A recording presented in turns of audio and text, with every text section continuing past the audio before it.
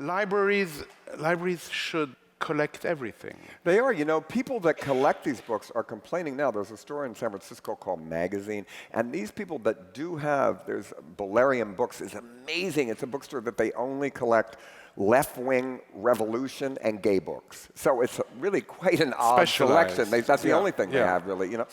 But you can say, oh, I was at a riot there with the Yippies in 1968 at this corner, and they have the flyer. It's amazing, really. So this kind of stuff, but what they're a lot telling me is that the universities, because of political correction, when the people, the real collectors of this die, they can't accept it because of political correctness and all sorts of things about, which I understand the political correctness thing, but because some of these are so politically incorrect. But do you really? I get it from both. No, I believe they should be able to take these books. Right. If they were new printed like that, maybe, but these are showing a time before all this happened.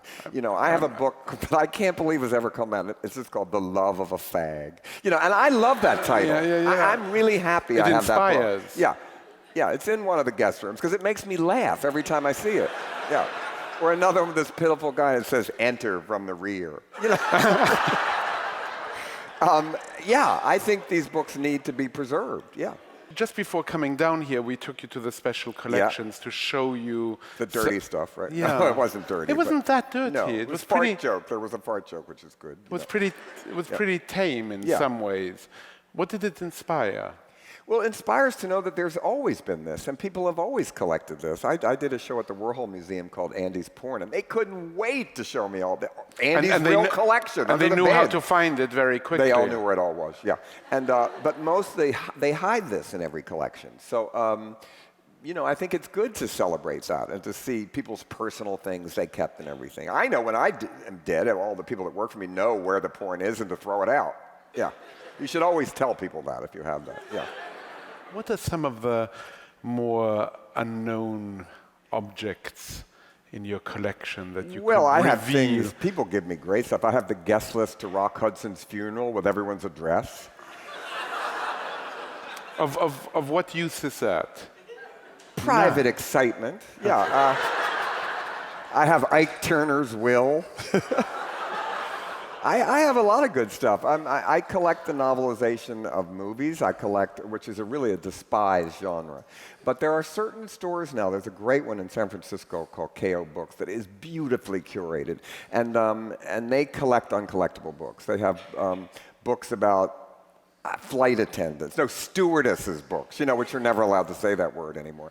And so I don't know. I collect books that most people wouldn't have. But I collect regular books, too. But I have special sections, let's say.